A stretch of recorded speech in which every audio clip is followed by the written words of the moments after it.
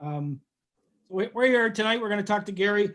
Gary, I was really interested in kind of interviewing you and having you on this. You came from a government background from the, the 80s or whatever, and maybe you can tell us a little bit about that. And then you started a side business, and you said you started it for the tax write-off. So in my 20 years experience, there's very few that say, hey, I started a business for the tax write-offs when they have a full-time job. Usually people want to start something on the side because they like the products, they see an opportunity. It's they want to take it from a hobby to more of a business type thing.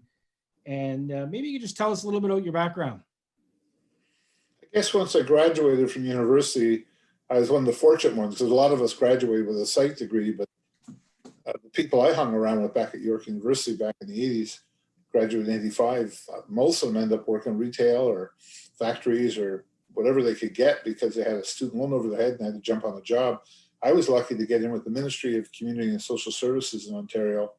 And at that time, there was a program that was in Etobicoke, Ontario, and I became the night guy in a group home, and then I was part-time during the day, and then over the course of 4 months, maybe, from the time I started to the time I ended up being manager of the group home. And it was a group home that had an unlimited budget because the kids that were in there were all hot potatoes politically. They were mentioned at Queen's Park about how come this kid's locked up in a straitjacket in Penetang, and really high profile kind of political cases, and they just all got dumped into this high-end kind of group home in Etobicoke, and we ran it. We had 4 guys my size on a shift because of all the aggression and stuff. So I got involved with that in the mid 80s, and I did that for a number of years, and then I was moved. I accepted a job in Brockville, Ontario, this time with community groups that were, at that time, the government in Ontario, I guess right across Canada, were downsizing all the big institutions and moving adults that have lived their whole life in an institution in the community settings, group homes, apartment living, that kind of thing. And I was like the equivalent of people may know the term patient advocate. I think I had 52 people on my that I was supposed to serve as their adult protected service worker, checking out budgets and living conditions and staffing and everything else to make sure their rights were maintained. And then I migrated from that into working in the group home industry to the job with the advocacy with the Ministry of Health. Ministry of Health were there, so their arms linked from the stuff going on with the community social services, and there wasn't a conflict of interest built into it. So I did that for a number of years. It was really a lot of training, a lot of experience, a lot of life, a lot of learning about life. And, a couple of years into it, I was working, and I was probably at the top of my salary grid and had a company car that I cost shared with them. And I was asked to speak in a number of conferences, like a keynote speaker, and I really knew my stuff, I guess, it's fair to say. And at the end of the year, I got my T4s and realized that there must be more to it than that, because I looked at the percentage that went off to the government. I can't throw around numbers right now. I don't remember what salaries were back in the 80s and early 90s, but, percentage, good chunk went off there. And I went to a seminar for something about home-based businesses and tax breaks and all that. And in hindsight, a lot of it was terrible information. The company that was there were talking about, making money and, getting all these great write off this and write off that and write off this and write off that. But to be honest with you, the company itself didn't last very long. It was one of those startup companies with no substance behind it. But not knowing what to ask and what to do, I enrolled and started a small team. And on a side, I'll give you a little chuckle out of this, Doug, but the product line was make your own beer at home. We had these little fermenter beer cakes. Really?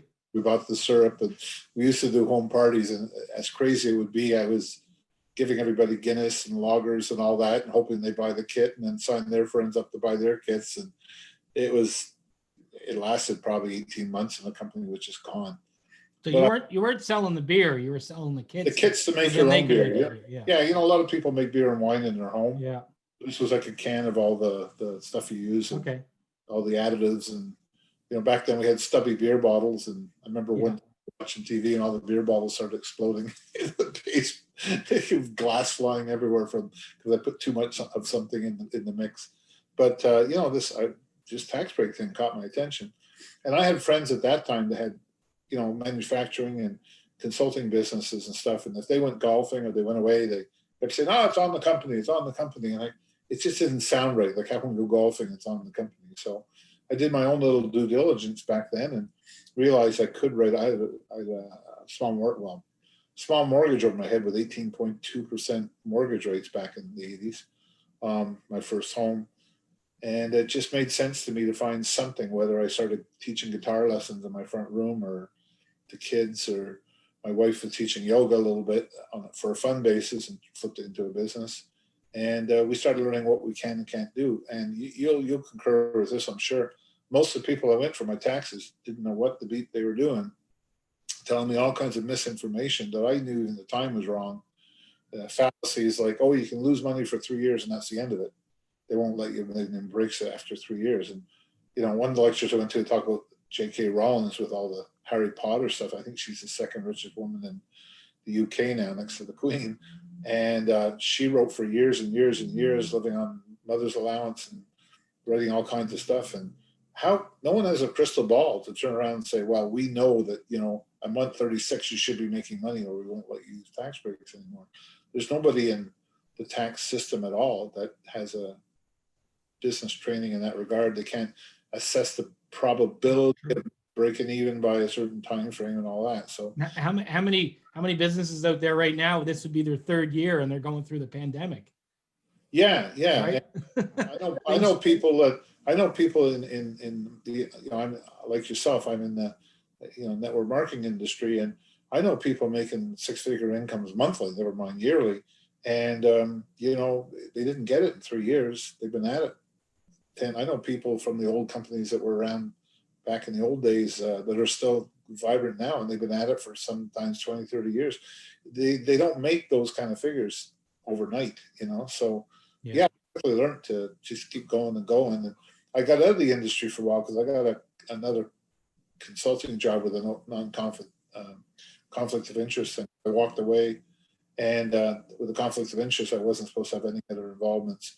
But that company lasted 18 months and then closed their doors. I should have stayed growing my other business to start over again with that corporate job that paid me well. And I had a kind of a marketing budget, take people out for lunches. I had a company car, kind of nice stuff. Not a single tax break I could write off because it was all their stuff. Yeah. Quickly learned that a hybrid of having I call it core income, whether you're a teacher, Walmart, or you work at the mall, or you work in a factory, that's your core income for most people. And having an add-on, a side gig, all the cool words that people make up, that resonated well with me because you look at, and a lot of people say, oh, I can have a Tupperware business or whatever you want to pick, any name, and but I can't. It doesn't help my job as a nursery school teacher or Montessori school teacher. I said, no, it's the whole packet here. It's not. Yeah. They're two separate entities from each other. So yeah, it was interesting, but I would say 30, 40, maybe even 50% of my motivation to start something was the fact that my buddies in business had all these bragging about going golfing and writing it off and all that. And I was a civil servant. I couldn't go golfing and write it off. And you were looking at your tax slip for your full-time job thinking, how much money are they scraping off the top, right? Yeah, and I wasn't militant, and back then, I mean, over the years, I've become a little more. I run a group called the Usually Free Network, talking about monetary reform, and I have a Facebook group called Dollars and Cents, where we talk about things in the economic industry.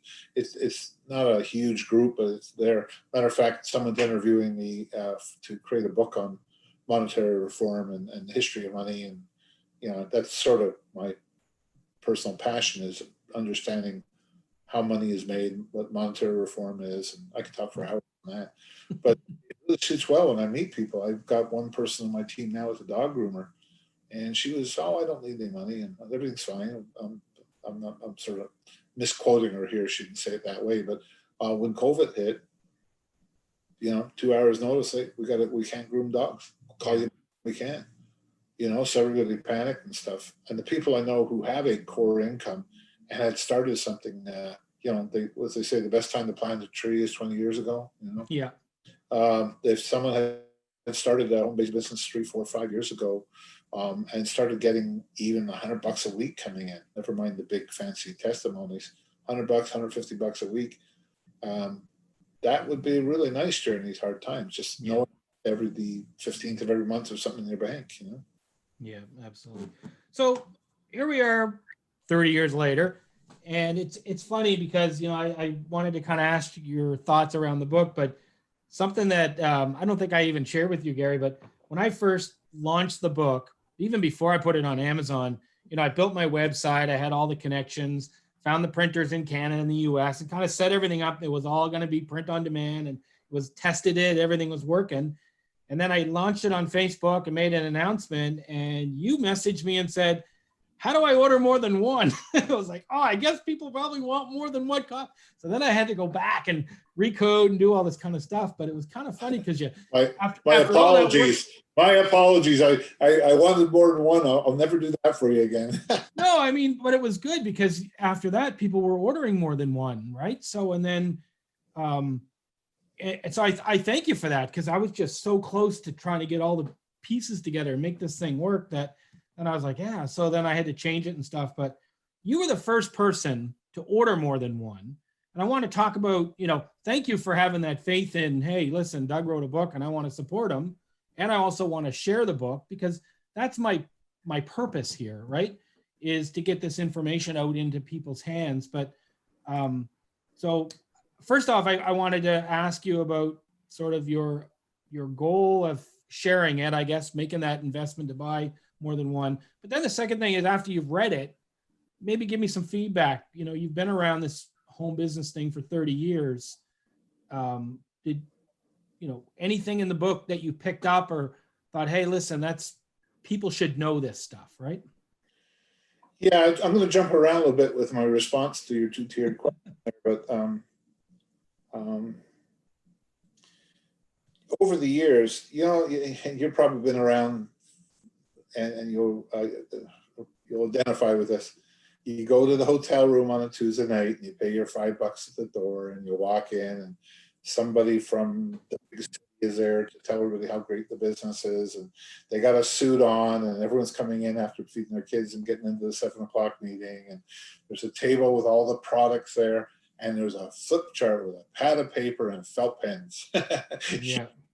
And they go in and they show you the product, and then they show you the, you know, the 5 getting 5 getting 5, and you know, they do all that. I mean, if I had $1 for every time I attended one in the last 30 years, I wouldn't need I would be able to retire on that alone. But what I was going to say is, all these people got up, and what I learned over the years is most of them weren't doing the tax break themselves.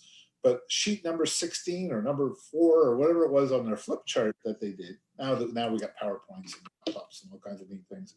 But those pads of paper, they would flip over, and on a certain page, they show you all the reasons. And they always said tax breaks, always on there. And as I got to know people, and actually as an aside here, I was with a company that was only in Quebec and Ontario back in mid-90s, I think is roughly what it was. Yeah, that's early to mid-90s. And myself and 3 distributors bought the company from the guy who's going to shut it down. And we ended up becoming owners of a network marketing company. Very small, I think 8,000 people in the database, which is small in our industry. And I learned a lot because I started meeting people, doing meetings. And you know what I learned? Is most of the people, most 90% of the people that were talking about tax breaks weren't doing it themselves. It was just a bullet on a piece of paper to entice people that start a home-based business. And they weren't even asking, they were doing their own taxes every year. They weren't asking for a consultant. I had one guy making a big figure. He was in a company, him and his girlfriend were different legs of the company. They met, fell in love, started living together. And together back then, they were making something like $120,000 a month back in the 80s.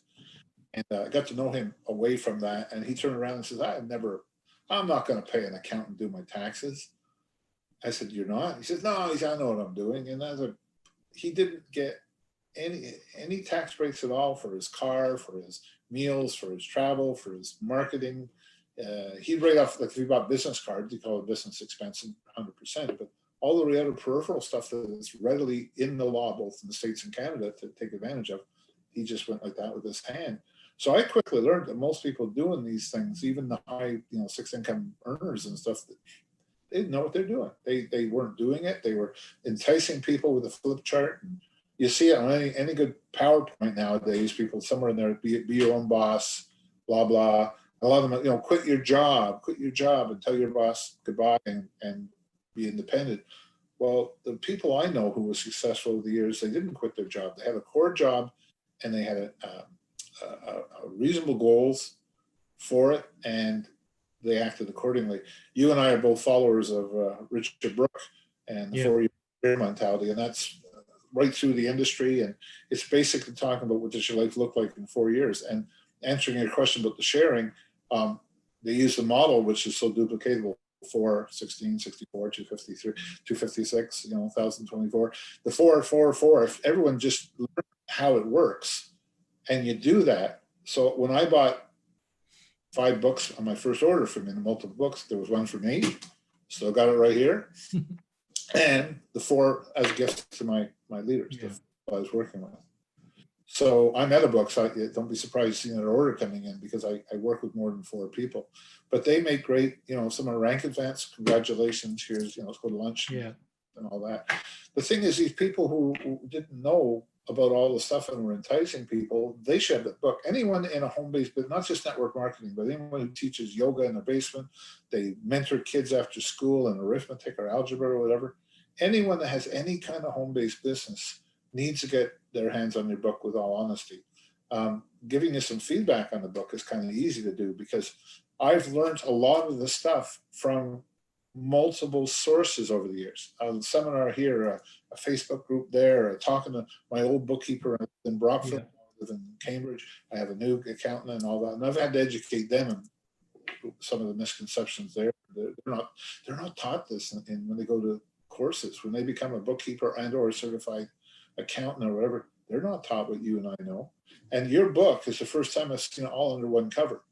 I'm not saying there wasn't new things in me to there, but I would say because of 30 years in and out of doing this, I probably knew it all, but I've never seen a package in a one presentation, one source, boom, right here. This is what you need in there. Like, I'm ordering another book soon.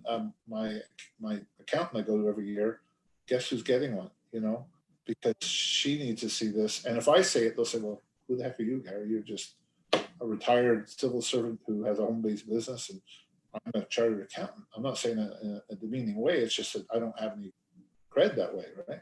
So this gives the cred. I mean, you've got a lot of the stuff you do in your teaching over the years and your experiences and working with Revenue Canada and everybody else. You've got it all in how many pages is it? You've got 118. Yeah, something like 118. Yeah. So 118 right there, big font for us guys losing their eyesight as they get older, and it's all there. It's just people have to work on it. And I know people who pick up a book and read it like in one afternoon. And I tell the people I give a book, read a chapter, think about it. Tomorrow read another chapter. I almost make it like a little self-paced course, because if you just read it, it just goes through it. Like, actually take and I mean, I just finished reading my book. I'm all about sticky notes, and Yeah, I yeah. highlight things. Like, I'm reading my own book again. Like, it's because when I finished it, it was like, oh, I don't want to read this anymore, right? So it's been a few months now, and I decided to pick it up again.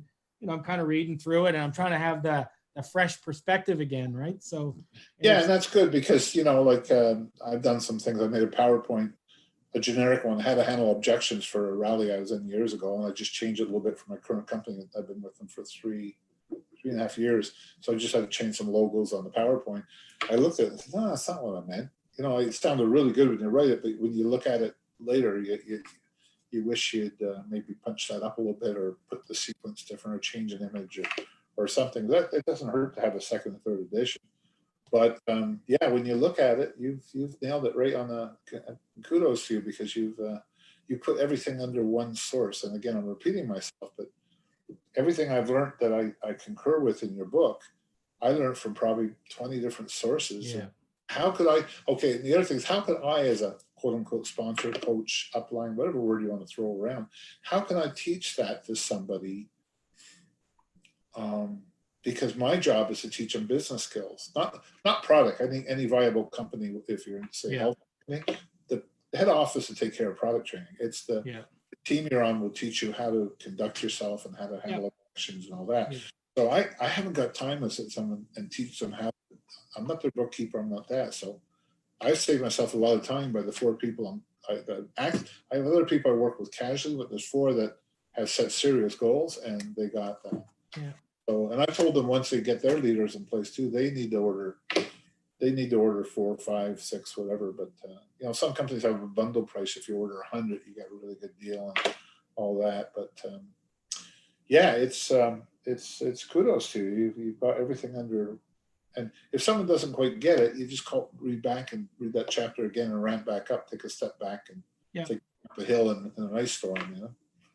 Absolutely. And, you know, like you said, like when people take that and apply the information, they look at their business like a business. And that's the intention of being able to claim these write-offs. You can't treat it like a hobby, right? You know, I always kind of compare it to, if you had a bricks and mortar business, let's say you set up a little storefront and you only went there and turned on the open sign and flicked on the lights when you felt like it, which, you know, could be once a week for an hour or 20 minutes or something. You know, that's sometimes how people treat their business, right? They get on a Zoom and they think that's, you know, a company Zoom or something. They think that's the business, right? So you got to be in business with the intention to make a profit. The after effect is like what we talked about earlier. There's certain things you can't control or that kind of thing. But, you know, when you apply this with the intention to make a profit and treat it like a business, then you now have a business. Yeah. Yeah. And you may concur with this, is that if somebody comes from a non-business background, say they're in a teaching career, or they were a stay-at-home mom, or they worked at a retail or factories, or, you know, they drove a bus, or I have a whole bunch of different backgrounds in my team. They don't necessarily come to it with a business mindset. You have brick and mortar. I've done consulting work that was like a business where I had, you know, had to bill people out at a certain hourly wage, and I had deadlines to meet and all the kind of business, like real serious. I worked, you know, I couldn't go out for 5 days because I had a promise to somebody. But most people, if they do those other occupations and others, they come to it. Sometimes it's just, oh, I go out Tuesday night and I get dressed up and I see all my friends at the meeting, and we go for pizza parties, and we had a family picnic in the summer, and, you know, and they don't really feel like they've got a business. It's more like, I'm in that. I've had people say, oh, I'm signed up in your company, Gary. I've been in there for years. And then I find that they haven't ordered from the company in 4 years. So I could say, are you really in the company, or you were in the company? And when you're in there, were you a customer just buying it wholesale, or were you actually learning how to make a revenue? Yeah. You know, and it's shocking because there's so many horror stories, you know, focusing on the network marketing business. There's so many horror stories. Oh, you know, I've heard things like, you know, my wife left me because I lost some money in this company, and, you know, it affected my relationship with my kids, and I did it. And I keep saying, well, who was coaching it? Coaching. I didn't have a coach, you know, and they don't treat it like a business. They don't see it there. And, you know, I could share a number of stories of that nature. But the thing is, people join the business on, you know, June 5th, whatever year, 10 people join and 8 people don't treat it like a business and reap that result. 2 of them say, hey, this is life-changing. You know, 5 years from now, I'm taking my kids to, you know, to Europe, and I'm going to pay for it, you know, that kind of thing. They set goals and they learn, how do I get there? What do I need to do on a daily or weekly basis? What do I need to do? How do I learn to learn stuff and then pass it on to my team in an effective way? And most people don't have a teaching background, and they come into it and the dropout rate's high, but the same people who join that day, out of the 10 people, hypothetically, 2 of them are going to have life-changing situations, health-wise, pocketbook-wise, everything-wise. And part of that is learning the stuff that's in your book. Part of that is just learning that, you know, if you and I got together and opened a restaurant right now, never mind the COVID stuff going on, I've never ran a restaurant. I know nothing but what temperature to keep the fridges, and when to throw out the tomatoes before they get how to hire staff, and who cleans the bathrooms, and a lot to learn. And people will go to a franchise show. I've talked about this in a couple other Zooms with some people. They'll they'll mortgage their home, any equity in their home, because they really want to open a Pizza Hut or something. Yeah. a franchise show and they're $150,000 down, and they're very motivated to treat it like a business. In our industry, I think most startup kits now are maybe $300. I mean, What was it? What was it back in the 80s? 25,000. Yeah. Well, I mean, in the book, I told the story about how I started a bricks and mortar business. Yeah, I remember Invested that. 80 grand and 3 years later decided to close it. I mean, I liquidated everything, got $9,000 out of it. So Yeah, and the Rich Dad Poor Dad book, you know, for people who are familiar with that too, they have a really, really good thing. I watched him on a PBS show. What's his name? Robert Kawasaki, the same probably. Yeah.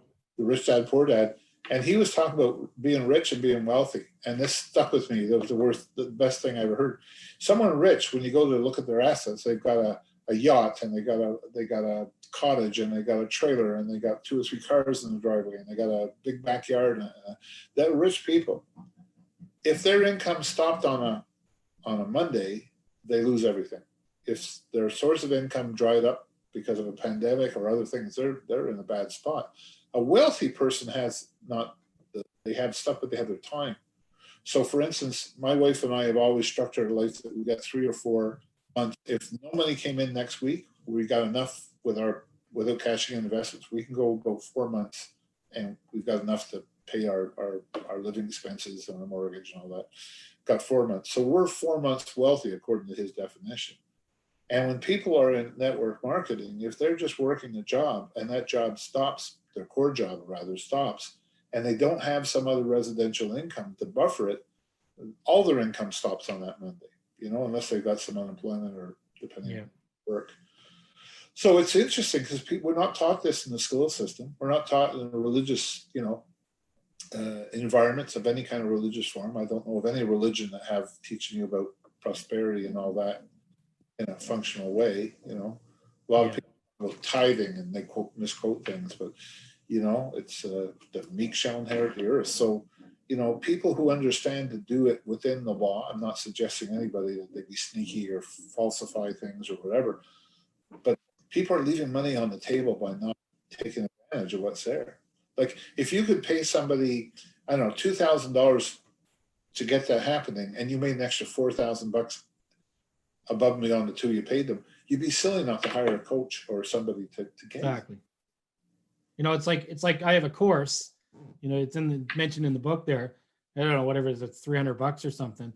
Almost everyone that has taken that course has at least tripled their or more their money. Like the average return on investment in one tax year is around $3,000 to $5,000. Yeah. Right. I mean, that's just, and then that changes your tax paying future forever. Yeah. Right. I mean, it's just a no brainer. So, I mean, there's enough content in that book to get you started. Yeah. And you could be just somebody, you know, you just joined the business in March and two of your buddies signed up with you in the early stages. The March is when the tax breaks start counting. It's not like once you hit 4,000 a year, you can start using tax breaks. They start right away, you know, and, you know, people with good, I know of situations where the lady's a stay-at-home mom and the husband's a breadwinner, or sometimes the other way around. And they have the stay-at-home person, man or woman, start some kind of home-based business, and they have these write-offs that when the unused tax credits aren't touched, they go over to the breadwinner, and that person gets money back. I've had many cruises. My wife just retired from teaching after 37 years teaching at the college level as a prof, and we've had many years where I was able to configure in a legal, proper way some breaks that we wouldn't have had unless I keep my books. And that paid for our summer holiday and cruise or whatever. Yeah. You know, whatever we did. It's sitting right there. And if you don't take it, it just goes up to the government level with the powers that be can misspend it for you. No, it's crazy. And even in I think I did a post in the Facebook group, or I don't know where it was now, but I was looking on my investment portfolio yesterday or the day before that. When I was sitting down doing the taxes back at the end of February, I thought, you know what, if I took some money and I just invested here, I can reduce my tax liability that I'm going to owe the government, right? And I'll get a tax receipt to do that. And then I invested it. That principal amount that I invested in February has grown 38% since February. So not only did I get the tax break off it, it's actually grown 38% for me as an investment. Yeah, there's an investment product out there called IRA, I think it's called. I just heard about it the other day. I never heard of it before, but I'm learning a little bit more about that, where it has more advantages than a tax-free account or that. And I'm on whoever's listening. I'm not an accountant, or I don't have any accreditation. I'm just a guy wanting to learn. I really believe, I've said this because of my monetary forum. I ran a community currency program in the area for a while, and I've lectured at many different areas on the monetary system and central banking and all that. And I've always said how you spend your money is more important than how you vote. Because if like downtown right now, there's a whole bunch of businesses here in my town struggling. So I got a choice to go to a fast food corporation of any kind of name, or the ones that everyone knows across Canada and the States, or I can go down to Bob's breakfast place, or there's a hamburger joint here in town. The guy works out of a small thing, and he's in there 7 days a week trying to keep his business going. So buying my French fries and a hamburger from him compared to going to a drive-through window up on the main road here, it makes a huge shift in things, and he's trying to staff. I know one lady who runs a restaurant here, and she rented one of those big tents so people can eat outside during the pandemic stuff. $16,000 a month she's spending for a tent. And in my head, I'm going, she must be selling a lot of meals to afford that. She said, Gary, I just want my staff to keep working. If I break even on my decision, or even like lose it a little bit, my staff aren't going home. So people don't understand, like when they get money coming in, if they don't have those tax breaks, they could go up from from an 18 to a 25. I don't have the exact numbers, you'd have them, but 18 to 25% bracket. And all the money you made is 7% more going to government because you didn't keep those breaks down. And as I heard you say, if you take some money and properly invest it and drop your thing, you're getting that 7% or whatever the magic number is back on all that money. And there's that tax refund. Yeah, I mean, you could be, making, I don't know, say $50,000 a year. It's probably in Ontario, you're be around 35, pushing 40% tax bracket, maybe. Yeah, I'm not Something sure. like, so let's say it's a 30% tax bracket, right? So if you took $5,000 and put that into some sort of like an RSP or something, you can potentially get a 30% back on that, right? Because it's after tax income you're investing, right? And then you let that money sit, and if you looked in the chapters in the book, this is what I was talking about. You work full time and you start yourself a little side business, and you get the tax refund the first year. You take that tax refund, you invest it. Now you get a tax receipt for the tax refund, and then you do the tax write-offs again, potentially get another tax refund, right? And just, if you keep rolling that, I mean, you look at what Richard Brooke talks about with the 4-year career. You could do the 4-year career and do this as a 4-year plan together in tandem. Your financial picture looked way different 4, 5, 6 years from now. If you my accountant, at the end of the year, and I use an Excel sheet that I kind of designed by myself, and I put the simple formulas. And all my people who are working the business with me, I just send them the Excel sheet and tweak it if you want. But I have one that's a column that says date, and second one's item, and the next one where did it come from? Because I have a TD account. Well, that's a tip I tell my people. When they open their business, most people will say they're with the CIBC for their family banking. They just go open another account CIBC. And I said, no, go over to Bank of Montreal, TD, your credit, wherever you want to go, open a separate account. And every time you use that debit card or your Visa card from that other bank, you feel like you're a business person. But if it gets merged all together with the bank, and you look at your monthly statement, was that for the business, or did I take my wife out for stuff? Was that a business trip? But when it's separate, all I do is I run off the monthly statements, and there they are. I plop them in my Excel sheet, and my bookkeeper. I even save hourly wage in the bookkeeper because she doesn't have to tweak things. It's right there, the total bottom of every category. Lots of ways to simplify this, right? So. Yeah. So just when you go to another corporate charter bank, you feel different. Matter of fact, when you open your wallet and you got 2 cards, and you say, I can go to be facetious. I can go to the dollar store and pick up all my stuff I'm going to give out as gifts, and I'll put it right on that, and the whole thing becomes a write-off.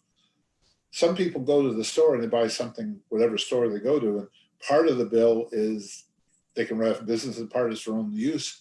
They get a highlighter out and they say, okay, add it up, get the calculator, what percent and all that. I just, no, just buy it separately. Just have 2 debit cards. If you're in a position to have 2 credit cards, and just go ahead. Yeah. It's real simple to do. And my accountant a couple of years back came up of something I didn't know. If you're promoting a particular product line, and not just a health product, but maybe you're with long distance savings or something, you need to be a product of the product.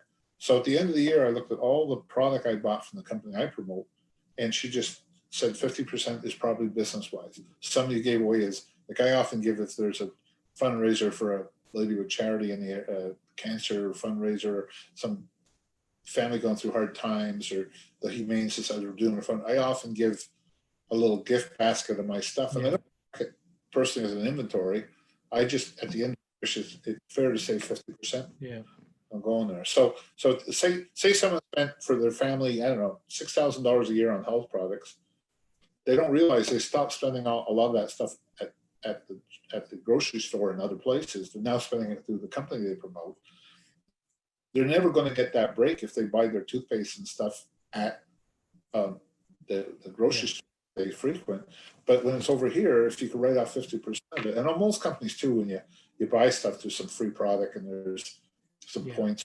Well, I mean, there's no other way to get a tax break, especially on health related stuff, because health plans don't cover it, work programs and all that kind of stuff, the government. Yeah. So people need to be educated. So when they sign up with somebody, if I just enrolled a lady today who's a waitress I've known at a place I frequent for a long time. And she said, I've always wanted to ask you, you're always so, happy and high energy and all that. How old are you? And I said, how old do you think? She's 49. I said, oh, thank you. Right? She said, oh, I want to look like you when I'm 68. I said, well, we should talk. I got some good products for you. So anyways, we got talking. Well, she has no tax break. She's working 6 days a week at that restaurant. And I think she's got a part-time job in a gym or something on Sundays. And she's got kids and she's got this and that. Not one single tax break. They're all salaried positions. Every single. And what do they say? The more you make, the more they take. Right. So. Yeah, and we're not telling anyone be fudging paperwork or being embarrassed or something like that. Just those laws are there, and the people who are more wealthy, they hire people to keep us in their pockets they can. And now the average, middle class, low income, whatever category you want to do, those skills are there for everybody, and a lot of people will say, oh, your products are expensive. But then I say, well, look at people know the cost of everything and the value of nothing. So, if they get a product and they start looking at how much of the day, there's something I'm doing to include some bags on my eyes right now. It works out to $1.07 a day. Yeah. I'm really with the pandemic going on about probiotics. I can talk for hours on that. And people say, oh, I haven't got extra money and money's tight and all that. And I'm thinking, you're going to pay later for not having your health. You might as well invest. They said, well, what? I said, it works at $1.07 a day. You can't even go to the drive-through coffee and get a small coffee for $1.07. Yeah. Having 2 or 3 a day. And be able to write some of that off too. Yeah. Right? So there's a lot of shifting misconceptions of mindset so that people say, tell me more about those tax breaks. And not just the guy with the flip chart saying you get tax breaks when the guy doesn't do them. So you got to walk your talk, for goodness sakes. That's why we wrote a book, right? Yeah. Good man. Good man. All right. Well, Gary, that's been great. Let's see. We had a few people watching here online. Anybody has any questions you want to ask?